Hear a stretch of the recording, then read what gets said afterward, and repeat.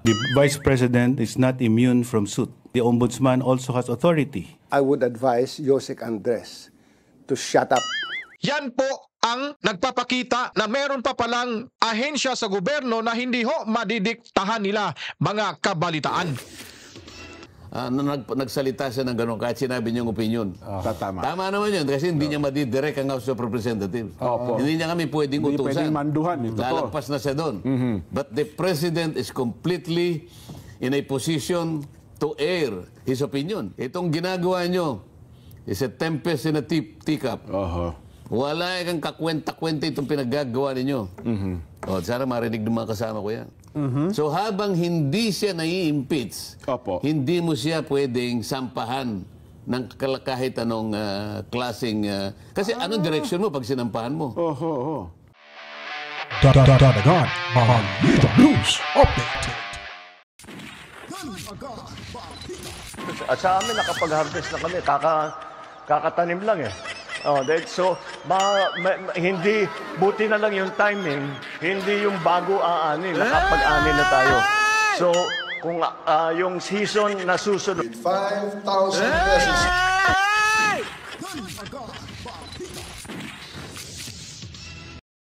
Alright, welcome back mga kabalitaan. Andito na naman ho tayo sa ating munting bahay at tayo po ay magsama-sama muli na magbibigay na naman ng reaksyon patungkol ho sa ating mga naririnig sa pamamagitan ho ng mga video clip na ating hong ipapakita at pakikinggan ngayon mga kabalitaan.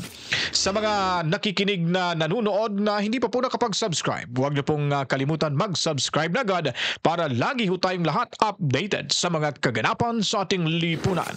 Sa lahat ng mga OFW, welcome ho kayo dito. Mabuhay Pilipino at Luzon, Visayas and Mindanao, saan mang sulok ng ating bansa at ng mundo. Maraming salamat. Tuloy ho kayo sa ating munting bahay. Ngayon naman ho ay ating paksa. Itong pahiya. Ipahiya na naman ho ang Department of Justice na si Undersecretary Jesse Andres. Nakikisawsaw mga kabalitaan sa away politika ng ating pangalawang Pangulo at nitong ating Presidente BBM mga kabalitaan. Ito'y sinupalpal na naman ni Ombudsman Samuel Martires. Anong sabi ni Samuel? You better shut up. You shut up.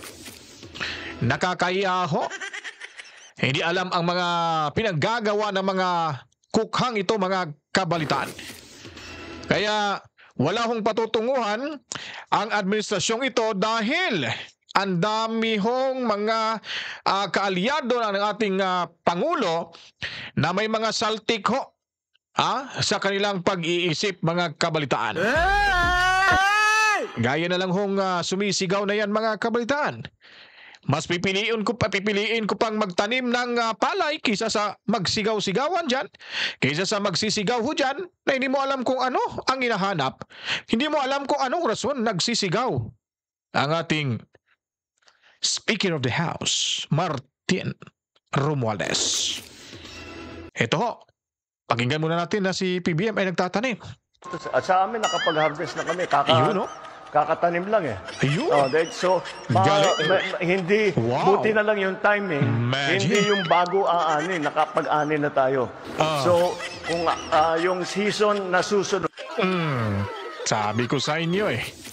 Kaya nga po mga kabalitaan, ay ang dami hong mga sinasabi na itong may mangmang talaga ho. Hindi naman ho ako marunong sa, or may kunti tayong alam sa batas ng ating bansa.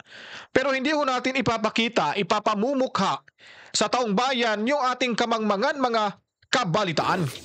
Ba't ko pa nasabi na mangmang itong mga iilang nasa gobyerno ngayon? Pilit ho nilang sinasampahan ng kaso itong ating Vice Presidente, pinapa-NBI na ho. Yung NBI ho ay talagang tipid sa kanilang mga komento patungkol dito dahil alam ho nila na hindi ho matatablan ang ating Vice Presidente sa mga aligasyon ng mga kasamahan ni Bongbong Marcos mga kabalitaan. Kasi nga, sabi ni Andres, na hindi daw immune sa mga kaso-kaso itong ating Vice Presidente. Ngayon sumagot si Andres, manahimik ka. Pwedeng kami mag-imbestiga anytime. Dahil nga po, ay talagang hindi naman talaga makakasuhan itong ating Vice Presidente sa kahit anong aspetong kaso, mga kabalitaan. Ibig sabihin nun, i-impeach nyo muna bago nyo kasuhan para makulong kung ito'y napapatunayan ng korte. Yun po ang sinasabi ni Attorney, wala na ho ibang attorney na congressman pa, Rodante Marcoleta. Dahil nga po, sa sinasabing ito, ay tagilid lagi. Laging tabingi, laging kiwi. Ang kanilang mga desisyon. Nagtataka ho ako dyan, ang dadaming mga matatalino na nasa linyada ngayon ng ating mahal na Pangulo. Wow, mahal na Pangulo. Ay hindi man lang makapag-advise sa ating Presidente. Na para bagang ipapahamak pa nila si Bongbong Marcos sa kanilang mga aksyon na wala naman hong katuturan, mga kabalitaan. Ngayon, sabi ko nga sa inyo, sa una ho nating in-upload na video, na nakiusap po si Bongbong Marcos na huwag nyo lang ituloy yan. Kasi wala. Ang laking problema ho yan. Wala ho yan. Sasayang lang oras ho natin yan. Ano hong sabi ng ating Presidente sa House of Representatives sa kanyang pinsan? It is a storm in a teacup. So meaning to say, ala kwenta ho yung ginagawa nyo dyan sa Kongreso. Kahit wala hong karapatan o kapangyarihan o jurisdiksyon ng ating Presidente na makikiusap or manghimasok sa mga desisyon ng Kongreso, ito'y Presidente. Kailangan galangin. Nakikiusap lang ho. Gusto ng House Speaker ipagpatuloy, pero hanggang ngayon wala pa hong natanggap na kaso o na isang pang kaso, mga kabalitaan. Ano anyari? Sabi pa ng Presidente, malaki ho itong sampal sa Kongreso. Kahit binastos na ho ito ng Kongreso, talagang umi-insist sila na we will push through this case against our Vice Presidente Sara Duterte. Wow, ang galing! Parang kinakain na yung mga pahina ng libro na nakasulat yung mga batas sa ating bansa. Sabi ni Bongbong Marcos, it's a storm in a teacup. This is not important. This will not make any difference to even one single Philippine life. So, why waste time on it? Hoy, ang laking sampal. Sinasayang nyo lang yung oras nyo doon. Wala ko tayong mapapalaho. So tinutukoy niya po yung impeachment case na binabalak ng Kongreso. Impeachment complaints are being prepared for filing before the House, which is led by Marcos cousins and political ally. Ito yung pinsan niyang si Martin Romualdez. Yun po yun talaga ang nangulo. Gamit yung bayan muna. Pero wala ho silang magawa until now. But hindi na ho natin ito papahabain pa. This is just only my point of view.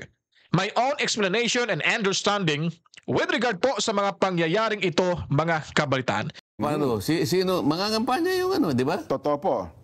So, saan pupunta yan? So, siguro, sabi ng Pangulo, yan. Wala niyan kakwenta. Kumbaga, ang ating na-focus ngayon, meron pang dagdag na sabi ng Pangulo na masisira ang ating yung ating direksyon kapag inuna pa natin yung impeachment. Totoo kong kahapon nakatutok na si Vic doon sa tanggapan ng Secretary General ng Kamara para abangan. Kasi sinabi, maaga pa lamang, may maghahain na po ng impeachment. Pero dumating ang hating gabi, wala po nag-file, wala po naghain ng impeachment. Gutom na gutom yung mga reporter doon. Siguro may nakaamba siguro doon. Akala na naman. Alam mo naman kasi yung mga reporter, yung aksyon ng kanilang gustong... Samantalang ako naman, ayoko yung aksyon. Ang gusto ko, ano yung consequence niya sa tao? Anong consequence sa bansa natin? Gulo na naman. Pero yung reporter, ayaw niyang mag-navigate eh. Dito lang ako, sabi niya. Ako yung opinion. Bagamat sinabi ni Pangulo, ang opinion ko, sabi niya, Opo. walang ibubungang mabuti to sa isang buhay ng isang Pilipino. Ayun nga. Ako, magpapasalamat ako na nagsalita siya ng gano'n kahit sinabi niyang opinion. Tama. Tama naman yun kasi hindi niya madidirect ang House of Representatives. Opo. Hindi niya kami pwedeng Hindi utusan. pwedeng manduhan. Ito to. Lalagpas na siya doon.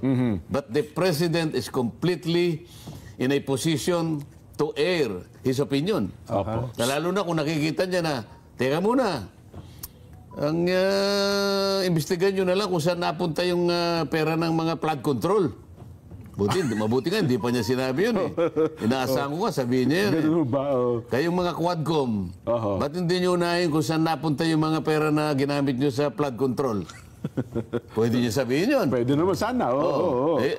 Sa opinion ko, kanya halimbawa, Masigit na mahalagaan niya ito. with all due respect, sa opinion ko, sapagkat mahigit na 300 billion ang ginastos natin dito, bigla lang tayong sinalpok ng isang tropical storm. Ba't nagkagani-ganito? Di ba mas mabuti na uusisayin natin ito?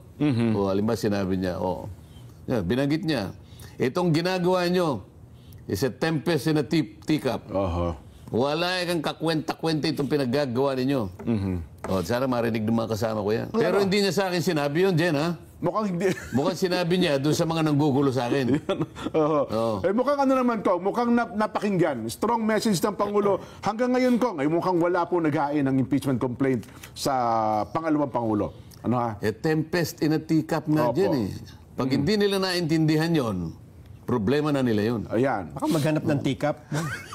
Maraming minsan sa kasama niyo kung hindi rin nakakaintindi, no? Ay, nako. Pero anyway, Kong, yung punto na nga, kasi ngayon na nag-iimbestiga nga ang NBI, di ba, nagsimula na, ang problema nga lamang po, hindi nakapunta ang pangalawang Pangulo kanina para magpaliwanag at humingi by December 11 yata. Ano naman ang direksyon nila? Bakit nila aasuntuhin ng Vice President din? Actually, kung hindi pa naman asunto, kundi ang sinasabi lang ay magpaliwanag, doon nga sa pinasisimulan Saan natin. nga papunta? Bakit kinakailangan gawin mo? Siyempre, kaya ginagawa nila ito, may papunta. May kapupuntahan, may direksyon. Proseso ito eh. Bilang nag-observe ako, ang proseso dyan at nakikita naman natin ang direksyon, baka makahanap sila ng mga bagay na pwedeng ikaso sa pangalawang Pangulo. Sapagkat ang sabi nila, ang tanggapan ng pangalawang Pangulo ay hindi po immune from suit, Kong. Oo nga. Ang sinasabi ko naman sa iyo, Jen, may katapat na provision sa saligang batas. Ang Vice President is an impeachable officer. Okay. Opo. Hindi mo siya pwedeng tanggalin sa ibang pamamaraan. Matatanggal mo lamang siya sa pamamagitan ng impeachment. So habang hindi siya nai-impeach, hindi mo siya pwedeng sampahan ng kahit anong klaseng... kasi anong direksyon mo pag sinampahan mo? Di... impeachment nga. Kailangan i-impeach mo eh. Sabi ng Pangulo, tempest in a teacup. Sa maliwanag na pananalita, tigilan nyo na lahat yan. Magtrabaho kayo ng matino. So kung wala na po yung impeachment, so ano pa itong gagawin ng NBI? Kasi doon sa punto nga, maging ang DOJ, sabi niya, dahil nga sa pwede niyang kasuhan ang pangalawang Tawagin ng Pangulo. NBI, kausapin natin. Ayun, Tawagan. retired judge. Saan papunta ka mo yung ginagawa Jimmy mo? Santiago. Hindi mo ba alam ng Vice President is an impeachable officer? O halimbawa, nahabla mo, Nelson. Kunyari ikaw si NBI. Ano ang pangalan nung sa NBI? Jimmy Santiago. Kunyari ikaw Retired judge. ikaw si NBI director. Director. Saan papunta ba itong ginagawa mo? Magpapail po kami ng kaso. Sige, na-file mo yung kaso. Na-file mo, anong gagawin mo? Magsasampaw ako ng matitibay na ebidensya kasi... palagay mo. Punta na korte. Sa palagay mo ba, sa pagsasampo mo ng kaso, ang idadahilan mo ay gusto mong maalis ang Pangulo, ganun ba? Ang pangalawang Pangulo? Ang pangalawang Pangulo? Parang ganun po ang direksyon ko. Hindi mo nga siya maalis kasi ang nakalagay sa pasaligang batas, para mo siya mapaalis, impeachment. So anong purpose nung kakasuhan lang Kaya siya? nga tinatanong ko sa inyo, tawagin nyo yung NBI. Hindi ba i-accommodate ng court, Kong? Yung isang Break muna tayo. Natatawa ako dito ni Congressman Marcolita. Kung wag mo na pahirapan yung dalawa kasi pare-pareha kami niyan. Hindi nakakaintindi mismo. Kulang sa kalaman ng batas. Talagang pinapaikot mo yung dalawa ko. Natatawa ako dito. Sige, tuloy tayo, Kong. Criminal complaint? Issue na naman ito eh. Opo. So, ladies and gentlemen, I am raising again a constitutional issue. Okay, opo. Pwede kang mag-file sa kanya ng criminal action siya impeachable officer. Saan tayo papunta? Magkakapag-file ka lang ng criminal action pag na-impeach na siya. Ganun ho ba? So, Kasi yung ang proceed. yung impeachment, yung Opo. bali yung preliminary investigation. Kasi hindi mo siya pwedeng kasuhan nga eh. Dahil impeachable officer siya eh. Yun ang aking legal opinion. pagkakaintindi niyo po. Yun ang pagkakaintindi ko. Kung hindi siya impeachable official, okay lang. Kaya yun, isa sa alang-alang mo, dahil isa siya sa mga impeachable officers. Batay sa pagkakapaliwanag nung Undersecretary Jesse Andres, ako personal ko, pagkakaintindi ko, kung masasampahan siya ng kaso, Matatanggal siya. matatanggal siya bilang pangalawang pangulo. Anong sabi ni Ombudsman? You shut up. Ganun po. Hindi mo narinig? Ombudsman, Martires. I would like to tell Secretary Yusek ba siya? Yusek Jesse Andres. Yusek Andres that he should shut up. The Vice President is not immune from suit. The Ombudsman also has authority to do its duty, to discipline, and to take necessary measures to deliver on its mandate as the investigator of all high-ranking government officials. I would advise Yosek Andres to shut up, to stop talking about the case, because one of the powers of the Ombudsman is to take over the investigation of a case of any government investigative agency at any stage of the proceedings. Ganun Stop ba? talking. Sabi Kasi ngayon, parang si Secretary Boying Rimulya hindi nagpapaliwanag. Kaya ang nagpapaliwanag lagi, yung Undersecretary Jesse Andres, Kong. Hugas kamay yan, hugas yun kamay. po. Ako, parang yun ang direksyon nila. Sabi ng Ombudsman, meron kaming karapatan na kami ang mag-take over ng pag-iimbestiga kung gusto namin. At any point. Opo. Kaya kanya, masasabi ko sa iyo, you shut up. Ay, nako. Anyway, Kong, balikan natin yung maganda yung punto, no? Nang pinagbulan ng lahat ng ito, kaya naibulalas, di ba, Nelson, ni pangalawang Pangulo Inday Sara, yung mga maanghang na pananalita na kaya niya nasabi yung, pag ako napatay, sabi niya, don't worry ma'am, para may ganun nga, di ba? Don't worry ma'am, pag ako napatay, ay may kinausap na ako para patayin din ang Pangulo, ang Lisa, tsaka si Speaker Martin. Pero, yun bang mga ganong salita ko? Yun, sabi kasi nila, yung pagbabanta per se, at yung paghihiganti, ay isang klase na raw po ng krimen yun, Kong eh. Pagbabanta. Opo. Nagbanta siya. Nagbanta daw po ang pangalawang Pangulo. Pag siya'y napatay. Opo. Paano mo naman halimbawa i-execute yung halimbawa lang ito. Sige, pag ako'y napatay, papapatay din kita. Mga ganun po. Paano mo malalaman na may execute, patay na nga eh. Sino yung mag-execute? Patay na nga eh. Kasi ang punto nila, Kong, ibuhay pa lang niya, binili na yung assassin eh. Nga, yung papatay tao. pero maliwanag na may kondisyon talaga eh. May kondisyon talaga. Sinabi niya, pero sa akin, alam mo, hindi seryosong banta yun eh. Sabi ko nga sa'yo, emotional outburst dahil sa nangyari sa kanya. Wala na eh. Wala na siyang, isipin ko magsalita, Mr. Chair. Opo. Wala na po kaming kakampi rito eh. Ayun na nga, talagang... Tapos inuusig lahat ang kanyang mga staff. Lahat ng staff niya. Para bang kinakailangan paduguin lahat yan. Sa mo sa gusto, magsasalita yan. Ituturo yan. Parang gano'n eh. Kaya nga, di ba yung Acosta, sinugod sa ospital ko kasi pinipigyan ng pinasasagot na kung ano-ano. Pinasasagot kahit na hypothetical question, na kahit na hindi tama, tinatanong na. Sino hindi maririndi doon? Parang ang gusto kasi nilang marinig doon sa mga pinagtatanong nila, ipagkanulo ng mga taong iyon ang pangalawang Pangulo. Ganun nga yung gustong mangyari. Ay isip-isipin mo, dadalin sa correctional, women's correctional. Opo. Yun lamang, nung marinig niya yun, siyempre, paano mong ihahalo sa mga convict naman yung isang... yun lahat ay gagawin. At all cost. Para lang mapadugo nila. Yun ang nararamdaman sa aking palagay ng Vice President yan. Ayun. Kaya naibulala siya yung Sana mga ganang hindi pahayag. ganon ang sinasabi ko. Kung talagang malinis ang layunin na gumawa lang tayo ng batas, bakit kailangan umantong tayo doon? Tawagin mo lahat yung mga hensen, sinasabi ko sa iyo. Yun, magliliwanag ngayon, wala tayong kinikilingan. Ang pinagsimulan nito kiling na kiling ka dito Isa lang ang tinawag mo. Naipapaliwanag ba yun? Hindi na ipapaliwanag Nagkikimit balikat. Bakit hindi nyo po tinawag yung 400 agencies na sila na po'y naka-receive din ng audit observation memo? Bakit hindi po nyo pinatawag? May sumagot ba? Wala. Nang sumasagot si Paduano. Opo. Nakabibing. Wala akong may komento. Tumahimik ka. Yun nga yun. Yun ang hanapan mo ng sagot. At may kabaligtaran pa dyan ko. Doon nang gagaling yung binitawang pananalita ng Vice President. Halatang halata nga Nako. Pagkatapos, doon ngayon sila babase. Sapagkat wala nga silang maisagot, so yung tutuntunin yung sinabi ng Vice President. Huwag muna yung sinabi niya. Ang pag-usapan natin, bakit nasabi niya yun?